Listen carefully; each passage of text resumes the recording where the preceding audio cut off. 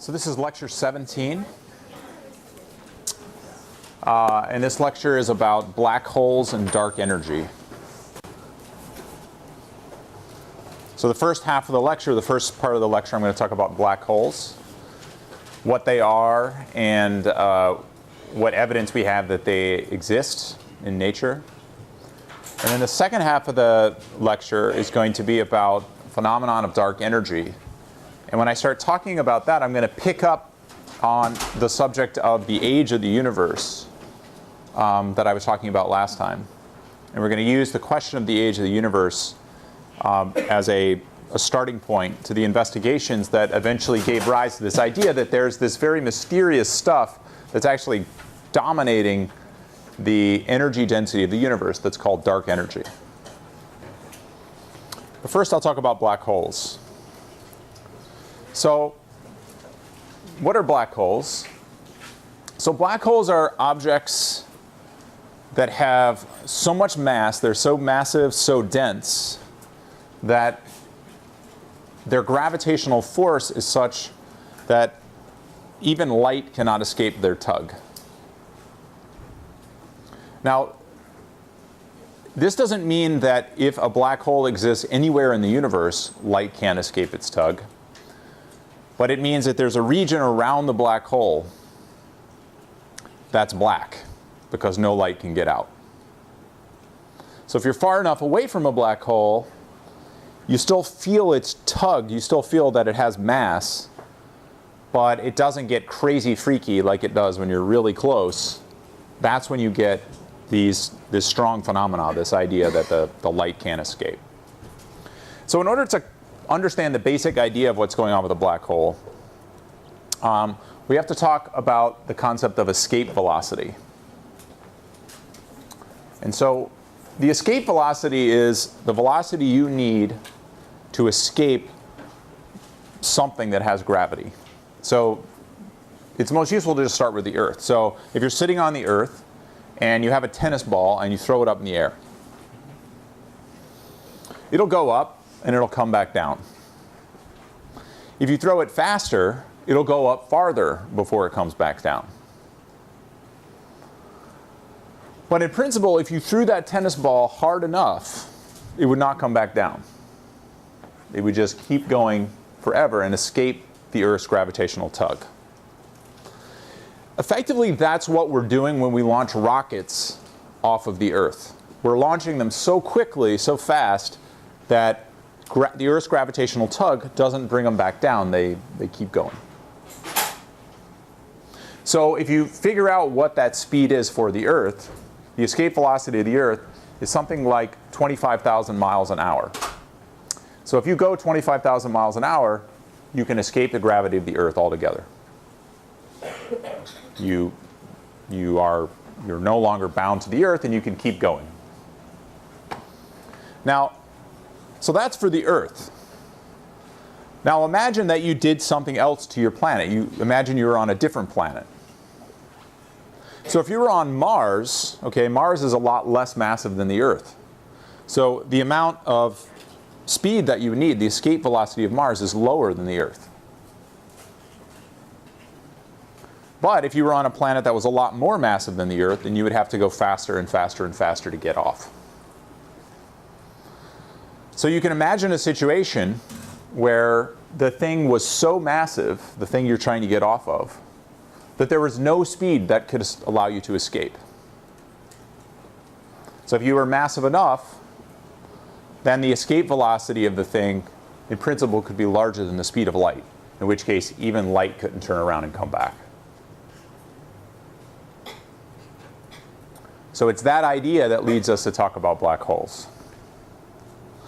Now, the first person to talk about or to think about this general idea, that maybe you could have something that was so massive that light could not escape, was John Mitchell. So he was a scholar, he was actually a geologist, but he thought about this and he realized that, well, you know, if you think about the fact that light has some finite speed, in principle, if you had a system that was so massive, its gravitational tug would be so strong, light couldn't escape it.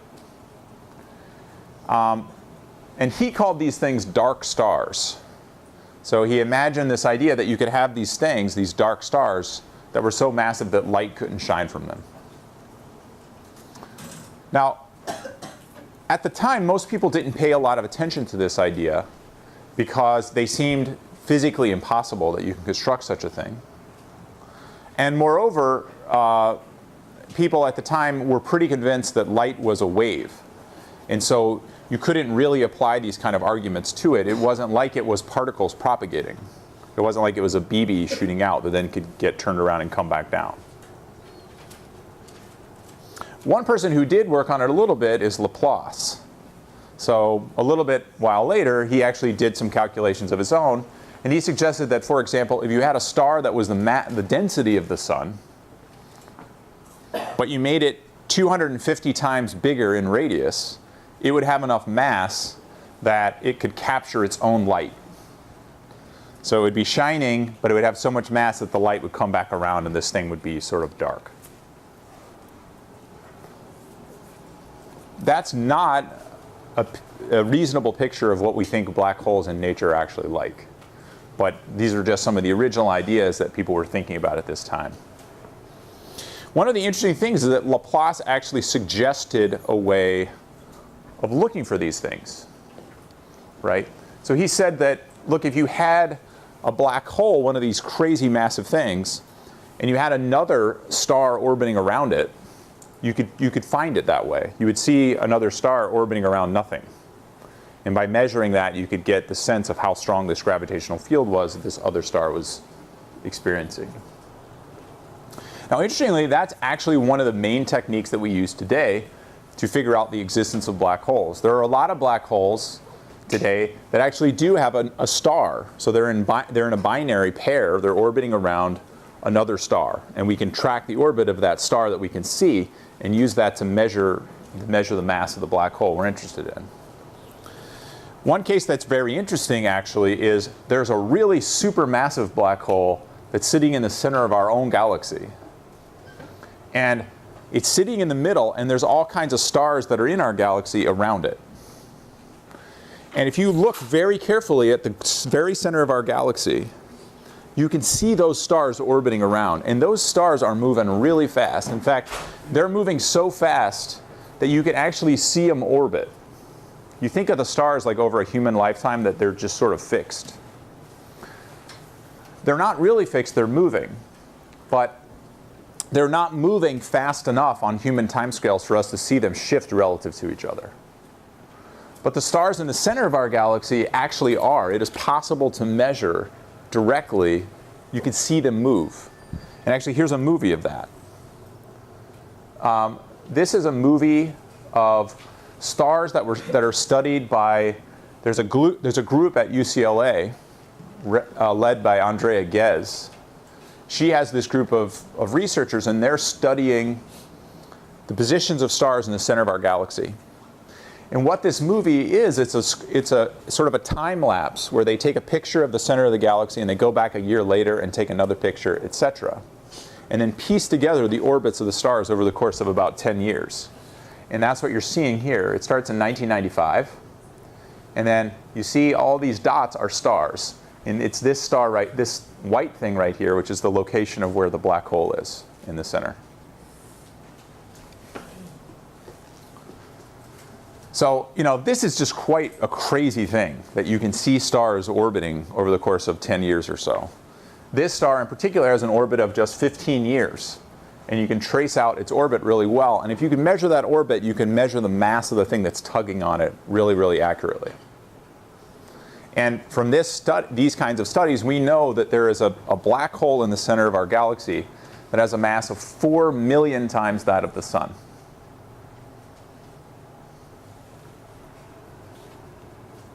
Okay, but this is modern stuff. Let me go back to this history lesson.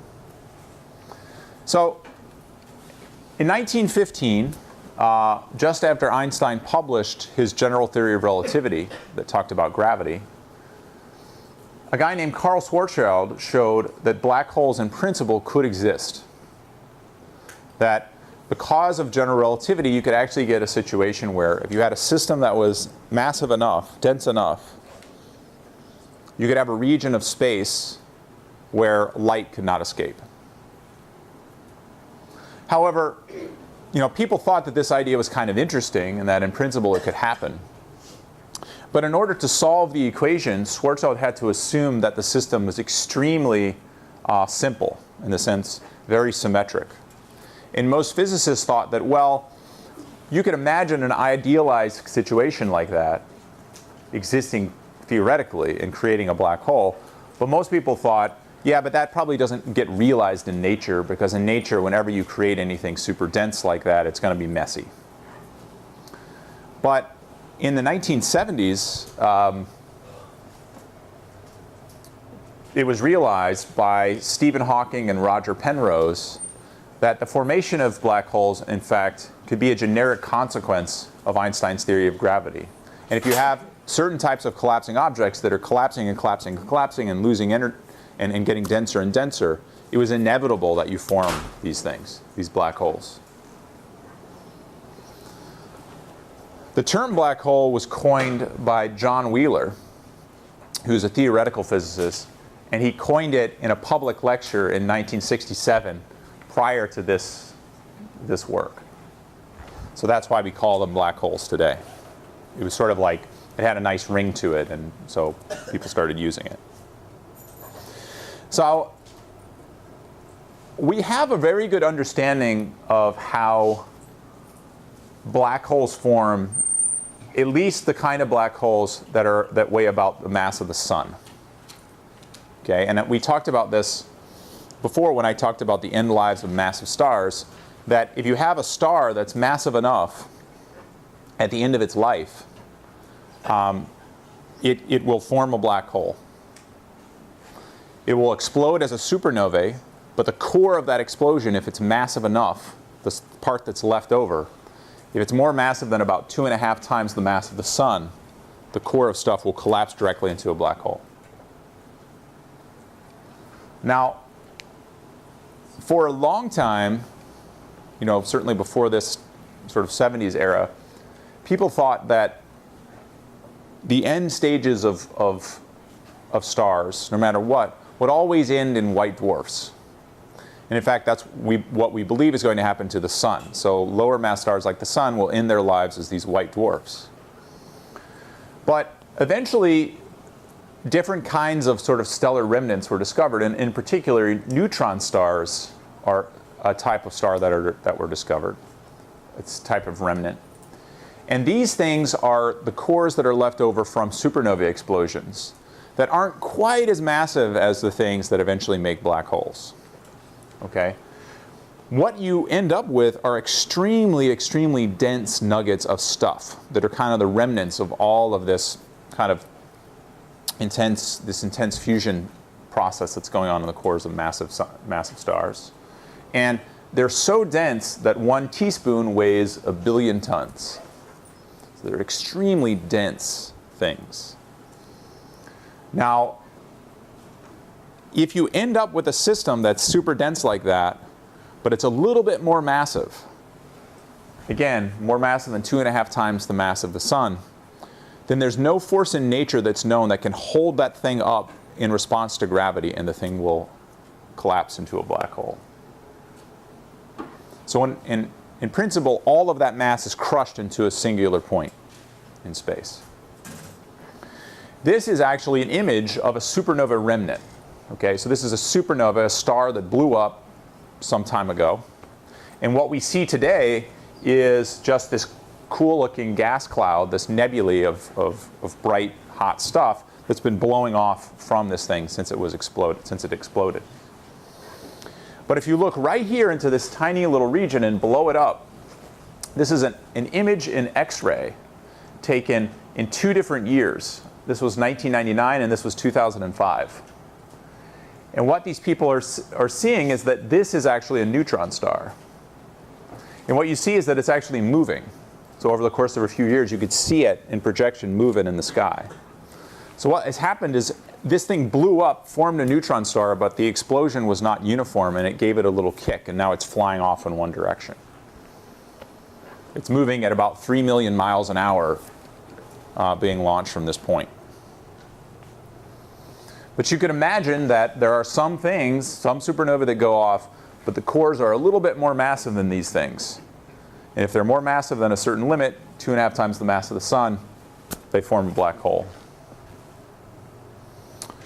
Now, a process by, I'm going to skip this piece.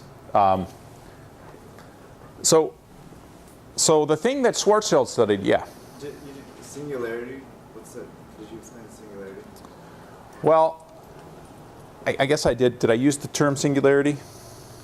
This is an infinitely small singularity. Yeah, okay.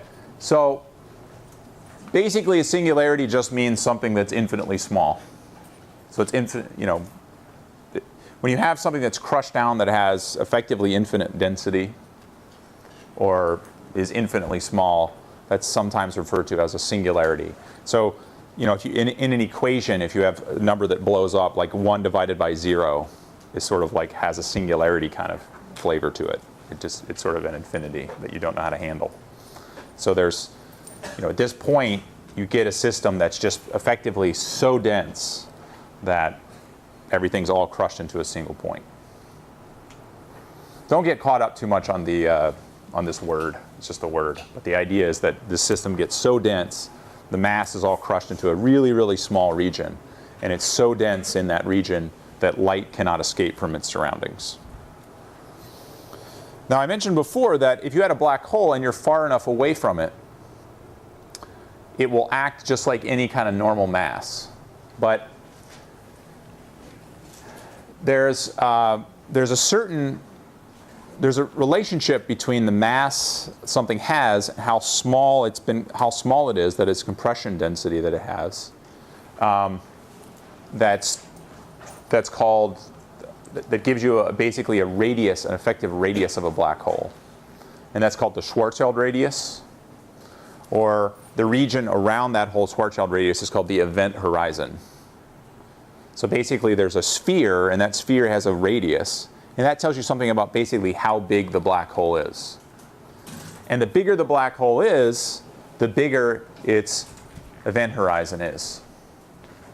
And that sets roughly the scale by which, if you get within that, if you get closer than that, you're never coming out, even if you travel at the speed of light. So for a black hole that weighs 1 times the mass of the sun, that radius is about 3 kilometers. So if you had, now you know how big the sun is, right? The sun is 100 times the size of the Earth. But if you could crush it down to something that had this, that was only 3 kilometers in size, it would turn into a black hole. Now, if you wanted to calculate what it would take to make the Earth, something the mass of the Earth, into a black hole, it would have to be crushed down to something like 9 millimeters. Become a black hole. You'd have to take all of the Earth and crush it down into something, this big, and then it would be an Earth mass black hole. Are there any questions about that? Okay. So, what are some ways that we go about trying to find these things to see if they actually exist? Because, they don't shine, right? By definition, they're black, so they're not shining. Okay, they're black holes. Well, the way you detect them is because they have this intense gravity, they do things to stuff around them. And one of the things they do is if there's any normal matter around them, they will attract it. There's just a very strong gravitational field. And while some of that stuff might actually get sucked into the black hole, others of that stuff will come and start to orbit around it. If it's got enough angular momentum, it'll start orbiting around that black hole, and it all starts to pile up there. So eventually what happens is you form something called an accretion disk. That just means it's a disk of material that's accreting. That means it's coming onto the black hole. And it can get very dense and have a lot of friction. And because of this, it's hot. And it can shine then. We expect it to shine at very hot temperatures. In particular, you can look for it in X-rays and gamma rays. So a good way to go after looking for where black holes are is to look for anomalous emission in X-ray and gamma rays. and that'll point you to where you think where black holes might be. One really famous example of a black hole that's not too far from us is called Cygnus X1. This is a black hole that's about 6,000 light years from Earth, and on the scheme of things, it's not that far. That's pretty close. And because it's so close, it's a good one to study. So this is an optical image of where this thing is. And this is an artist's impression of what's going on. So it turns out that Cygnus X1 has a massive star that's orbiting around it. It's a 1 solar mass black hole, but it has this other massive star that's blue and orbiting around it, and it's sucking in, its powerful gravity is sucking in kind of the outer part of this star, which is orbiting around it. And so what we can do is you can study the hot disk, you can look for evidence that this hot disk is there, you can watch the star orbit around it, and or at least study evidence that it's orbiting around it.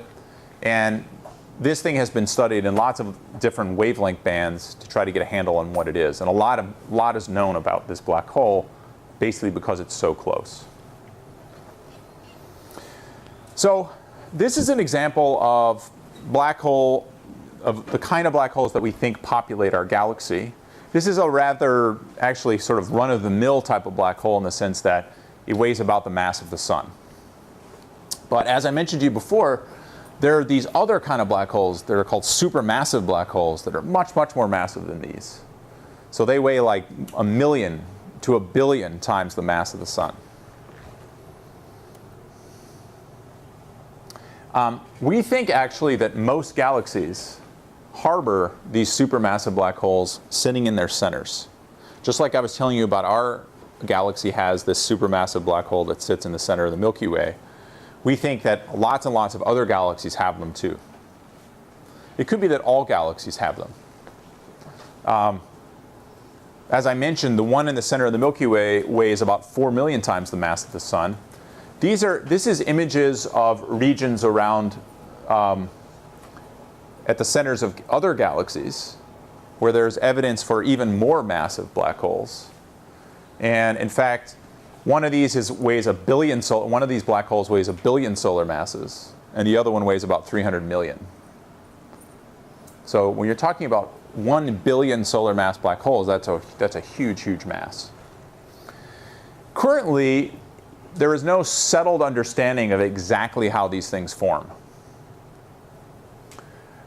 They get mass. We think that what happens is sometime in the early universe you produced fairly massive black holes that are called black hole seeds that could weigh hundreds of solar masses. They could weigh 10,000 solar masses that are formed by various processes.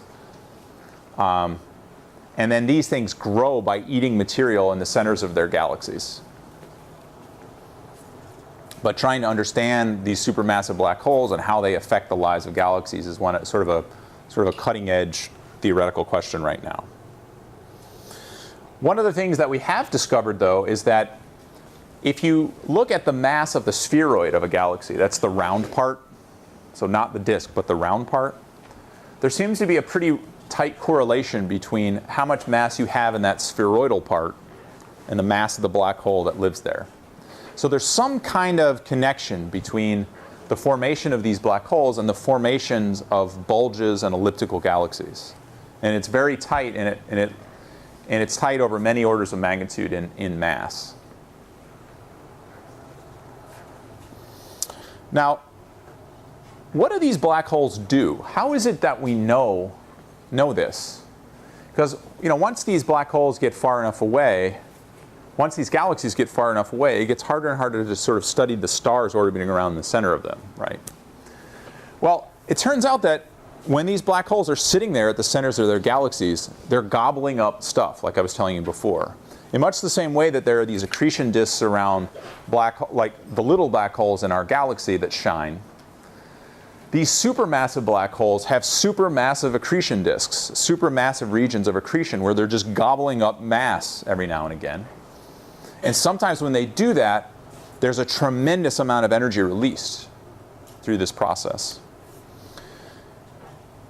These things are called active galactic nuclei. The black holes live at the center of the galaxies, and they shine bright.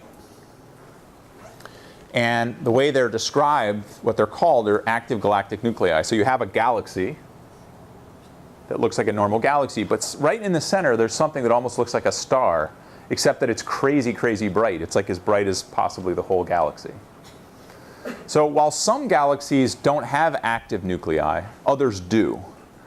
And these ones that have the active nuclei, what we think is going on is their black holes are happen to be gobbling up a bunch of stuff. So these active galactic nuclei we see are almost certainly powered by these supermassive black holes. Are there any questions about that? Yeah. If the black hole is smaller than the things orbiting around it, how come it's fully quantum? When you say it's smaller, you mean its physical size is smaller? Yeah. So the thing that matters is not how big you are, but how much mass you have. So the force of gravity is proportional to the mass that the object has, and not its physical size. So, I mean, for example, if you took the sun and you crushed it down to the size of the Earth, but you kept all its mass there, the Earth would keep orbiting around it, because it would still be more massive than the Earth. Okay? Does that make sense? Okay. Yeah. Are black holes only at the center of galaxies, or they can be everywhere? Well, these sort of one solar mass black holes, we see them in galaxies, because what they are is they're sort of leftover remnants of stars. Okay? So these little black holes exist throughout galaxies. The supermassive black holes, right now, we basically only have evidence for them at the very cores of galaxies. Now, there could be others out there, but the problem is detecting them would be really hard. If there was one that was just like floating out here that had no gas around it or anything else around it, we couldn't detect it. We think that most of them do in fact live in the centers of galaxies, but there's a possibility that there's some population of them that's just kind of orbiting around galaxies that we have trouble detecting. Yeah? What are the theories about like where the matter goes when it gets gobbled up? So the question is, what are the theories for what happens to the mass when it gets gobbled up? Well, the first order answer is it goes to make the black hole more massive. So if you have a black hole that weighs one solar mass and it gobbles up another solar mass worth of material, the black hole becomes two solar mass black hole. So basically what happens to the mass is it's conserved, it goes into the black hole. So just squished down, like if an asteroid gets stuck into a black hole. If an asteroid goes into a black hole, the black hole gets a little bit bigger. So it's just a bunch of atoms. Well, the question is it's a bunch of atoms. It depends on the type of black hole. If it's one of these stellar remnant black holes, there are no atoms anymore, because the matter has been crushed to such an extent that it's not normal atoms anymore. Yeah, yeah. Theoretically, how would like black holes interact with one another? Theoretically, how would black holes interact with what? With one another. With one another? Well, they feel each other's gravity. So you could have two black holes orbiting around each other. If they come together, they can merge together, actually. So two black holes could slam into each other and become a bigger black hole. And in fact, we think that that's actually what happens at the centers of galaxies. That might play a really crucial role in building up these supermassive black holes. That what happens was when galaxies merge, their supermassive black holes eventually spiral together and merge too. And there are indications, we see images of that. There are times you actually will see two galaxies come together, both their black holes will be shining. And so it looks like they're going to merge maybe. Yeah? So like, if we were to merge, like with Andromeda, like their black holes. Yeah. The super black. Exactly. Supermassive black holes would become like a Super duper massive black hole, right. So if you said, yeah, so we're going to merge with Andromeda, right? Andromeda has a black hole in its core. Those two galaxies will merge. And it's very likely that the supermassive black holes at the hearts of each of those galaxies will eventually merge to make, like you say, a super duper massive black hole. And a lot of these things are super duper massive, okay? They're billions of times the mass of the sun. The Milky Way's massive black holes, it isn't even that super, right? It's 4 million solar masses. There are black holes that are known that are 1 billion solar masses. Okay? So that's a big difference. Yeah? How does it go from not letting out any light to shining brighter than any other star? Yeah. So how does it go from never letting out any light to shining so brightly? That seems totally opposite. So that's kind of what I was trying to talk about with these accretion disks. There are these things, these massive things, that if the light gets, if stuff gets closer than the event horizon roughly, then it gets sucked in and can't come out. But if you're outside of that region, where the no going back region, it still has a really strong gravitational field. It's just not so strong that light can't get out. And it's such a strong gravitational field that it makes stuff, it's very energetic basically. And the stuff that's coming into it gets super hot and shines bright, basically is what happens. So it's like they just have a tremendous amount of energy because they're so massive. And that energy gets, so they give energy to the stuff that's coming in. And that stuff gets maybe heated up, and from that high temperature, they shine. Yeah. So the active galactic nuclei is a black hole? Yes. So the reason why it's called active galactic nuclei is because that's kind of like the descriptive term, right? If you're just, if you're an astronomer, you see something in the sky and you're like, oh, it's a galaxy and there's something active going on in the middle of it. What we understand that descriptive term to be is a supermassive black hole in the center of that galaxy making it active. You see what I mean? So we try to be careful about saying this is what we see directly and this is how we interpret it. And what we see directly is galaxies are active. They have these bright nuclei. And how we interpret it theoretically is there's a supermassive black hole there that's giving rise to this kind of energetic outburst. Yeah? What did we hypothesize happens to the mass that gets sucked in? Once it gets sucked in? Yeah.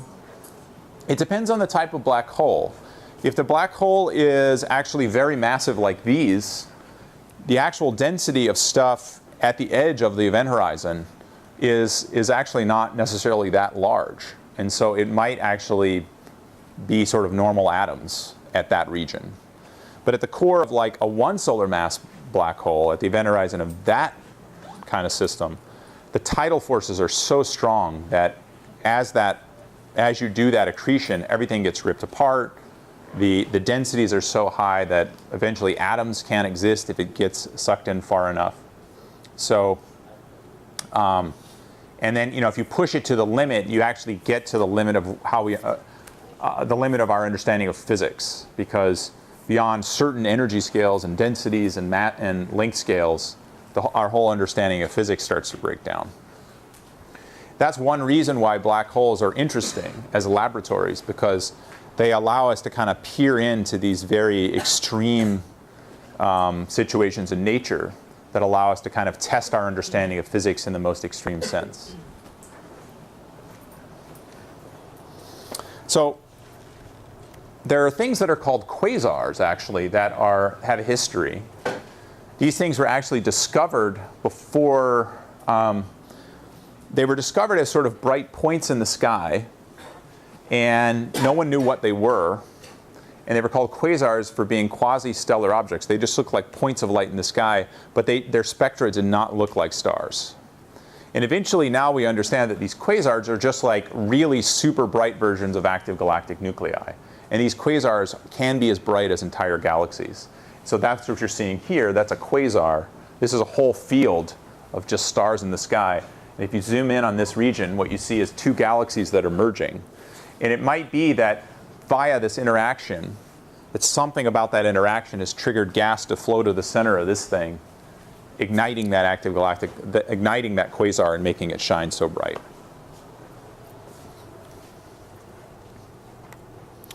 The story of quasars is actually really interesting, but I don't have the time to talk about it, given where I am in my lecture right now. So I'm just going to leave this slide up, and you can look at it. But these quasars, the discovery of these really bright beacons of light, were some of the first things that allowed us to detect very, very distant objects in the universe that were billions of light years away, before the advent of the bigger telescopes we have now, where we now begin to do this kind of routinely. So, okay, I wanted to make sure I talked a bit about black holes, because I know people are interested in that stuff. So I basically shoved in kind of a lecture, like half of this lecture on black holes to make sure I got to talk about it a little bit, because people had asked me to do that.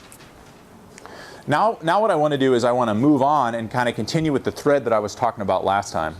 And that's to talk about dark energy and specifically begin my discussion with the age of the universe.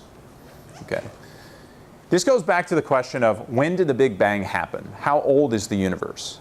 I talked to you last time about the fact that we have this evidence that the universe is expanding. Okay? And that comes from Hubble's law. That galaxies that are farther away from us are receding away from us at high speeds. And this provides this is sort of the first piece of the puzzle that tells us that the universe is expanding, and in the past it was smaller. Now, once you have that kind of situation, you could run it through to its logical conclusion and ask, okay, how long ago do I have to wait until it was all back at one point? So when did this single point happen? When did this Big Bang happen? Now, figuring this out is actually pretty straightforward. You can get a reasonably good idea of how old the universe is using fairly basic logic. Now, last time at the end of the last lecture, I gave you this scenario. You're at your house, and your friend is coming to visit you, pick you up. You're going to do something. And your friend's 10 minutes late. Okay? Now, you know your friend lives 10 miles away. And you see him drive up to the front of your house, and he's going 60 miles an hour. Now, if he lives 10 miles away and he's going 60 miles an hour, you can figure out roughly how long it took him to get there. And what's that? Yeah, so 10 minutes, right? So if your friend is 10 minutes late, this is inexcusable, right? Clearly they didn't leave on time. Now, the way you do this, you did that in your head because you're used to thinking about driving, right? But this is really what you did.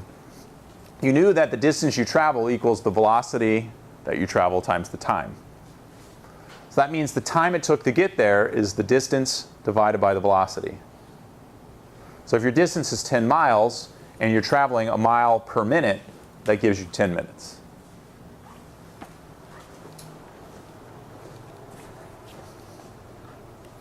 So then you immediately say, look, you were late before you left. I'm so mad at you. Now what's your friend going to say? What's your friend going to say? Traffic. Yeah, I got stuck in traffic. See, I was just speeding up when I got there. I was going like 1 mile an hour. I left an hour early, but there was a lot of traffic. But right when I got to your house, I just hit the accelerator and got there, right? So it's that kind of thinking that we want to think about when we try to back out how old the universe is. What we have now is a speed of expansion. We know how fast it's expanding now, and we want to back it up to 0. So now Hubble's law is the velocity equals Hubble's constant times the distance. But you can turn it around such that the distance equals the velocity times something that's 1 over h naught. Are we clear with this step? Now compare that to your distance equals velocity times time equation that you know. This t acts like this thing, right? Distance equals velocity times something. This something acts like a time. So 1 over Hubble's parameter is basically a time. It's something called the Hubble time. And it gives you a characteristic time scale for the universe to expand. Okay? So, in fact, if the universe had always expanded at a constant rate, this is like your friend going 60 miles an hour without slowing down or speeding up, the age of the universe would be equal to a Hubble time, which is 1 over h. If you plug in a characteristic value, a value that we think is right for the Hubble's constant today, 70 kilometers per second per megaparsec, you can work through the units conversion and get 14 billion years for that. Now, this is a really weird unit, okay? But the reason why it's a weird unit is because we want to be able to plug it in this equation and get a velocity. So it has units of velocity divided by distance. So if you multiply by a distance, you get a velocity. Although it's kind of weird in the sense that you have a distance divided by a time divided by another distance. So really, this is just 1 over time multiplied by something, multiplied by a kilometer divided by a megaparsec. See what I mean? So you have to convert, for example, if you convert megaparsecs to kilometers, you can cancel this out, and then you just have a 1 over seconds. Now, at the end of this lecture, I've shoved some slides where I work through problems like this, and Oliver is going to go over math problems like this in discussion section tomorrow. The point is, however, that by measuring h naught, by measuring this, Hubble's parameter, you can have a reasonable estimate for the age of the universe itself based on just arguments like this. Are there any questions about that? Mm-hmm. Any questions, but it's more about black holes. Is that okay? Let's save questions about black holes till the end. So now, let's say this isn't good enough for us, right? We're not comfortable with this because we don't know what the universe has been doing. We don't know if it's been expanding at a constant rate. In order to figure out this, a slightly more precise answer than this 14 billion years that I just gave you, you have to know its expansion history a little better. You have to know, was it expanding more slowly or faster in the past? Now, for example, the more mass there is in the universe, the more it will have been slowing down because the mass is tugging on it. So if it's been slowing down, that means it's actually going slower today than it was in the past. Now, the way we quantify this is just in terms of the density of the universe. If the density of the universe is higher, we expect it to have been slowing down more. And so if you want to measure this, if you want to know the age of the universe, you have to know the density of the universe first. Let's go back to our ball thrown up problem, okay? You're on a planet, you throw a ball up in the air. Now, if you launch the ball off the surface of the Earth, but the Earth has no mass at all, the speed of the ball will be constant. There's nothing slowing it down. It just continues to fly at that same rate forever, and it just launches off the Earth. Okay? So this is the distance from the planet's surface versus time. You add a little bit of mass to the planet, and the ball will go up, but it'll start slowing down on its way up. And if the planet is massive enough, you launch it up quickly, and it will eventually come back down. So there's a critical mass, or specifically a critical density of that planet. If it's more dense than that, the ball is going to come back down. If it's less dense than that, it's going to keep going up forever. Now, the situation we have with the universe today is that we have a speed of measured at a certain time, which is now. We know how fast it's expanding now. So in the ball analogy, this is like us high up on a ladder, and we measure the ball go by us. We don't see it launched. We just see it go by us now. So if we're up on a ladder at some distance, we're seeing it here. And the speed we measure is the slope of this line, because that's how far you go per unit time this way. So the slope of this line is the speed. So what we measure for a ball at some distance height, some height, is the slope of this line. If the planet is really massive, it was slowing it down the whole way, and it was going much, much faster early on. See, if this is the slope of the line, this is a steep slope, less and less and less and less and less. So it's fast, slowing down, turn around, hits the ground going fast at a negative speed. Does that make sense? Okay. So if we measure the speed now, and we know the mass of the Earth, I can tell you how fast it was going when it launched. And therefore I can tell you, oh no, this is the right line, not this one. Because the Earth is not that massive. And I know this isn't the line because the Earth has some mass. So this is what you get if the Earth has no mass at all. So Does that make sense? Ask me a question if it doesn't make sense. Yeah. What does this have to do with dark energy? You will find out. What does this have to do with dark energy? You will find out. Be patient. Okay. What are we doing now, though? Why am I talking about this right now?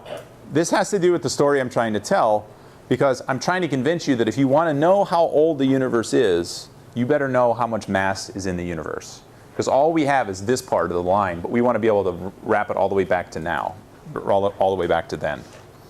So the plot is exactly the same when you think about the universe today. This is the separation between galaxies, and this is time. Today, we see galaxies flying apart from each other at this rate. And if the universe has more density, in the past it was here. And it's destined to turn around and have a big crunch. So this would be the Big Bang, and this would be the Big Crunch. If you have a less massive universe and this critical density, this was the Big Bang, and it's never going to have a big crunch. It's going to keep flying apart forever. So this right here, if you have a universe that has this much mass, a medium weight universe, this right here is the age of the universe. If you had, and this corresponds to a Hubble time. The Hubble time that we calculated, this 1 over h naught, is just the answer you get if there's no, the line doesn't curve at all. It's just 1 over h naught. This is what you get. Okay? Now, it turns out that if you add up all the normal mass, all the mass that we know about in the universe, you get a number that's somewhere around here. So you would naively think then that whatever age it is, it's got to be shorter than a Hubble time, right? This is the limit. This is if there's no mass at all on the planet. This is if you add any mass at all, you curve these lines this way and the universe gets younger. Is that clear? Ask me a question if it's not clear. Yeah. So it going up is its age. Okay, so this is time. And this is the distance between galaxies or things in the universe. So here, all the way here, if you and this is now. That's the only thing we know. Okay. So galaxies are some, pick two galaxies, and you know their distance apart is 200 megaparsecs or something. Okay. And we know that they're receding from each other at some rate. We can measure that. So what that says is we're at this position now, and they have a speed, and that tells us the slope of this line, that if I wait a billion years, they'll be a little bit farther apart. So if I go forward in time, they're farther away, and so they follow this line. Does that make sense? Okay, then what is the curve? Okay. The curves are the answers you get if you change how much mass there is in the universe. Okay? Now, ignore all the curves except for the blue one. If you have two galaxies, they're receding apart from each other at some speed, 20,000 kilometers a second or something, and you wait a little while, they're going to be farther apart. If there's no mass in the universe at all, they're just going to keep going apart from each other at that same speed, a constant speed. Okay? The slope of this line is a constant speed. So this line right here, because it doesn't curve, means that it has the same speed at all points in time. It goes up every time you tick by some time, it moves the same distance. So you tick by a time, you move the same distance. You tick by some time, you move the same distance. Okay? That means that you're moving at constant velocity. However, if you have mass, so that these two galaxies are now tugging on each other, or there's stuff in the universe that makes the two galaxies tug towards each other, what's going to happen to their speed? It's going to slow down, okay? And if you slow down in this plot, that's going this way. That's making the curves do this. In the same amount of time, you don't go up as much. Okay? So as I add mass to the universe, I curve these curves down. And if I add enough mass to the universe, they eventually stop expanding and come back together and merge. That's what this is. Because this is the distance. So eventually, when they hit each other again, they come to zero. Does that make sense? Okay. So that's what this plot is. And I'm trying to demonstrate that if you change the amount of mass there is in the universe, you change your expectation for now running the clock this way, because I don't want to know when the beginning was. And the beginning was whenever things are at 0. So you're saying there were two galaxies right on top of each other, now they're some distance apart. If I want to back that up, I got to know how much mass there is in the universe. And the more mass there is, the more it's going to curve down, even going this way too. Does that make sense? Okay. Any other questions about that? Okay. So now, a crucial element to this, let's say we even know how much mass there is in the universe, right? There's a huge uncertainty, it turns out, and that's just measuring the Hubble constant. It turns out the Hubble constant is a hard thing to measure precisely. So if you measure a Hubble constant, that is, and if you imagine this is the time since the Big Bang, pretend we live on the purple curve. If you have a larger h naught, a larger expansion rate, the whole thing does this. Okay, so this is some value. If you make that expansion rate faster, it looks like this. So the whole thing, we measure the slope of this line. This is what we measure. So if we measure a steeper slope, then it has a shorter time since the Big Bang. Okay? Does that make sense? Or if you go the other way, if you measure a smaller value for the Hubble constant, a slower acceleration rate, a slower expansion rate, the Hubble time gets longer. So if we want to know the age of the universe, the first thing we want to do is we want to measure the value of h naught. Because that sets this whole, that's sort of it's the pivot point here. We want to know what the slope of the line is. So the quest to measure this value of h naught was very long. Hubble first measured it, but it turns out he got it wrong by like a factor of 10. He totally screwed up because he got his distances wrong. And over the next kind of 80 years or so, people fought about what the value of this thing was, it turns out. And I even remember, like when I was in graduate school, there were huge sort of divisive, teams of people who sort of had different ideas about what this value was. It turns out that one of the key projects of the Hubble Space Telescope itself was to measure this value, was to measure h naught, because this ties everything down for things like the age of the universe. So one of the reasons why the Hubble Space Telescope was built, you might wonder, why was it even built? Why did we put it up there to begin with? One of the key reasons why this thing was built was to allow us to measure these distances very precisely. You can measure the velocities actually quite precisely, but measuring the distances to the galaxies is always the hard part. But eventually, together with the Hubble Space Telescope and other advances along the way, the field has now actually settled on a number for Hubble's constant, which is pretty tight. Something like 72 kilometers per second per megaparsec, give or take a few. But the number now is well known, to sort of better than 10% accuracy. Okay, so that part is fixed. Once this was settled down, the outcome of this was actually really shocking. Because if you take this number and you figure out just what the Hubble time is, that is, what is the age of the universe with no slowing down at all, just this coasting universe, you get a universe that's about 13.9 billion years old. Okay? What's wrong with that? Well, astronomers strongly suspected that the universe would be younger than this, right? Because if you put any stuff in the universe at all,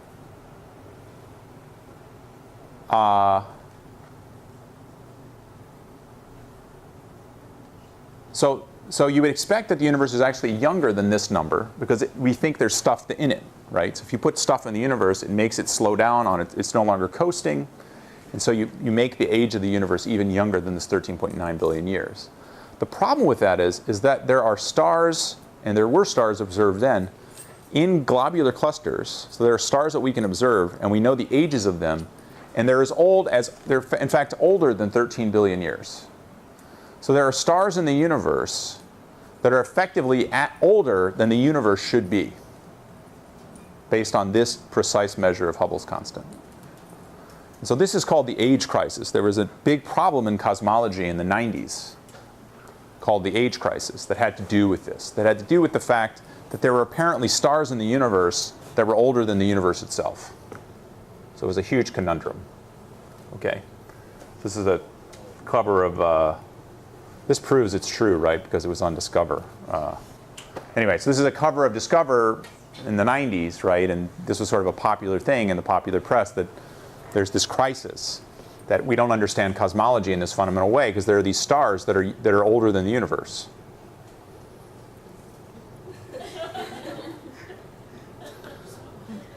So it turns out the solution to this,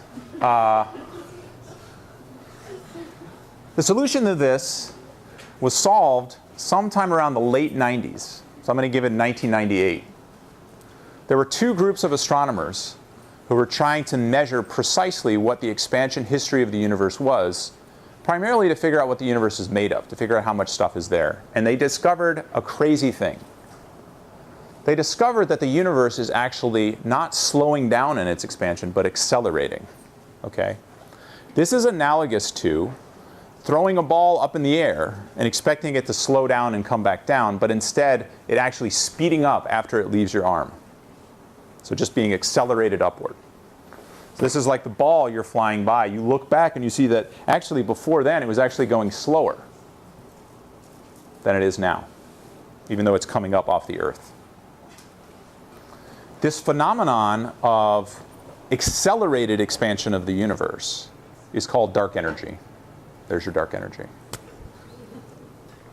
So whatever it is that's causing the universe to accelerate in its expansion is dark energy. So this phenomenon solves the age crisis. Okay? Because you no longer have curves that just constantly do this. This is deceleration.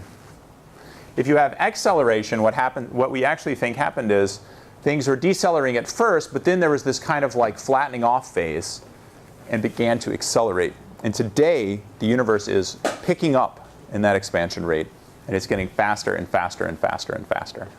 So in just the same way, your friend said, yeah, I was actually accelerating as I was coming up to your house. Okay? So I actually left much longer ago than you think. That's what this is too. It allows you to approach, turns out, it allows you to approach a number for the age of the universe that's very, very close to the Hubble time itself, even though we know that there's, in addition to this, a lot of matter in the universe that would otherwise be slowing down the expansion. Are there any questions about this? Yeah. So this acceleration that is explaining the phenomenon of the universe increasing or expanding, and you mentioned the black holes having so much density that the teaspoon would weigh like whatever number you said. Is there a theory that would explain, or that would attempt to explain another existence of another universe through a black hole in this concept of expanding universes? Right. And, black holes pulling everything in as like a wormhole. So is it possible, so are there theories that talk about black holes possibly spawning other universes, or maybe there's kind of a tunnel into another universe within this expansion because of black holes? Is there something about them that are sort of, that can tie us into maybe some other universe that might be expanding in a different way, or whatever? So theoretically, it may be possible for there to be effectively tunnels through space-time that connect different regions of our universe. I'm not aware of any work that has suggested that if there's in fact a separate universe that might have a completely different expansion history, it might even have a different type of dark energy or something like that, that there's any way to get to those universes from any kind of warpage that you could do within our own. So the phenomena of black holes that we understand is something that's kind of local in the sense that although they're interesting and exotic and clearly doing some extreme things to the space around them, they're still a phenomena that are associated with our universe. and this possibility that there might be other universes, which, by the way, I haven't even begun to talk about in this course, is somewhat distinct, unfortunately, from those phenomena as we understand it now. Now, however, the fact that we have dark energy at all might be telling us something about the existence of these other universes. That people have made arguments that one of the things that I probably won't talk about very much is that the amount of energy you need in the form of this dark energy is anomalous. It's a very strange amount. And so when you try to interpret it in the context of sort of modern particle physics theories, you have to go through extreme lengths to understand it. And in fact, one of the best ways people have been able to come up with a reason to explain why it has the value that it does is by evoking this idea that there are actually lots and lots of universes. If I have time, I'm going to talk about Einstein and dark energy in about 1 minute here, and then I'll return to that issue. Okay, let me move on, unless is it real quick? That's fine. Okay. So I just wanted to mention, one of the things I like to do in this course is stress that this stuff isn't made up. The way these measurements were made is that they used supernovae. So they figured out a way to find another standard candle that was brighter than a Cepheid star. So you can measure distances to these galaxies that are billions and billions of light years away. And the standard candle that people developed is actually the supernova explosions themselves. There are certain types of supernova explosions that have very tight correlations between how bright they get and how long it takes them to get that bright and then to get dim again. And so it was this realization, the use of supernovae as basically like super Cepheids, that allowed these research teams to measure this, to actually figure out that this dark energy phenomenon was there. Now, if you remember from a couple lectures ago, when I was talking about the expanding universe, I told this kind of funny story of how there were scientists who figured out that Einstein's theory of gravity gave rise to the possibility that the universe was expanding. And Einstein basically just changed his equation so that wouldn't happen. He didn't like it. But the way he changed it is interesting, because he figured out that, well, there could be something else going on. If I put another term in my equations, I can change what should happen. And the term he added was something that we call today the cosmological constant. And what that is it basically acts like there's sort of an energy to empty space. And if you have an energy to empty space, it turns out that does extremely counterintuitive things to the evolution of the universe. And one of the things it can do is it can actually drive the universe to accelerate. So it could very well be that this cosmological constant, that Einstein's cosmological constant, is in fact what dark energy is. We're seeing it today directly in the acceleration of the universe. So the ideas that we have for explaining what the dark energy is, basically we have no idea what's going on with the dark energy. It's an extremely bizarre phenomenon. It's weird stuff in a lot of different ways. But remarkably, the one thing that actually agrees with all the data that exist, so there's now more than 10 years of intense observations to try to pin down what's going on with this dark energy. All of the dark energy data that exist right now are in perfect agreement with this, with Einstein's cosmological constant. So it could be that his greatest blunder will turn into his greatest triumph. That somehow, sort of luckily or something, he was able to intuit this possibility that the universe could have this feature, and then in the end we actually see it. Another possibility is that something kind of like that is going on, but it's driven by effectively a new force in nature that drives the density of the vacuum energy density of the universe to have a non-zero value, and that might even change with time. The third possibility is that Einstein's gravity itself is wrong. And so one of the things is we expected the universe to slow down. The fact that we see it speeding up just means that we don't understand gravity at all. And there's some fundamental breakdown in Einstein's gravity, and that the fact that we're observing this acceleration is telling us something deep just about the laws of physics themselves. Now, so it turns out that The one thing that's weird about this answer is the amount of energy density that the vacuum of space has to have in order to give us the phenomena that we see is anomalously small. It's a really weird value. And a lot of times, in physics, you can roughly guess how large the effects of things are going to be. Sort of order of magnitude, you can figure out, oh, well, we can explain roughly why planets have the masses that they do, and even why stars have the masses that they do, why galaxies are roughly the size they are. A lot of these things we can understand. But the amount of energy that's in this cosmological constant or this dark energy field is extremely weird. And so one of the ideas, since you asked me about multiverses, one of the ideas that people have is that it could be that somehow in the beginning of time, even prior to our Big Bang phase, there are lots and lots of universes that exist, that are generated. And in each one of these universes, the laws of physics and certain parameters are just different. They're randomly assigned. So you can imagine in some universes, Newton's big constant g, the gravitational constant, is 100 times bigger than in our universe.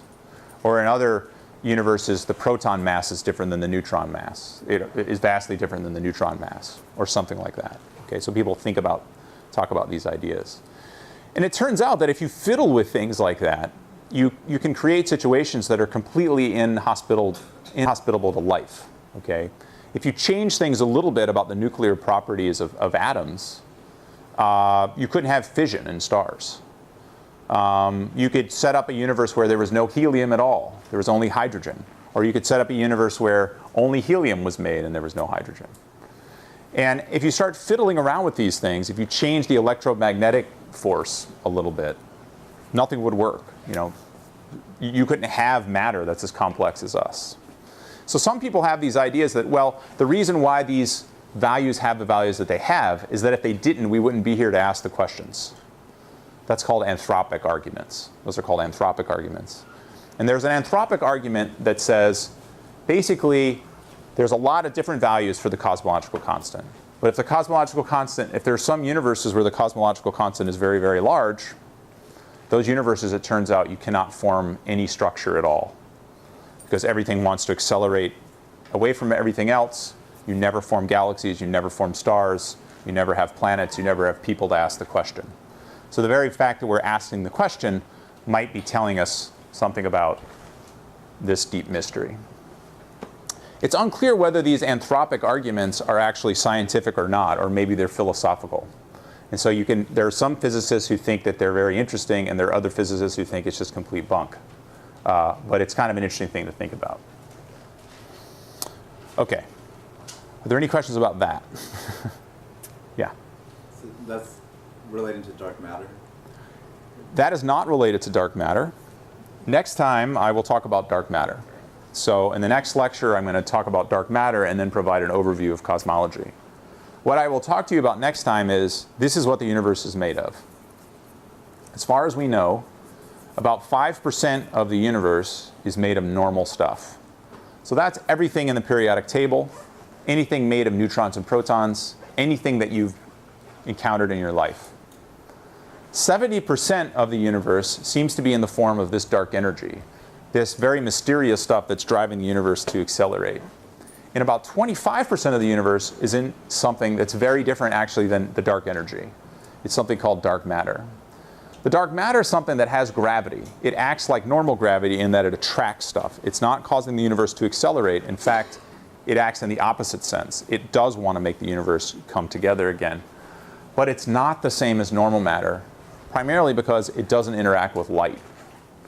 It doesn't shine, and it doesn't obey, it doesn't react to electromagnetic forces at all, as far as we can understand.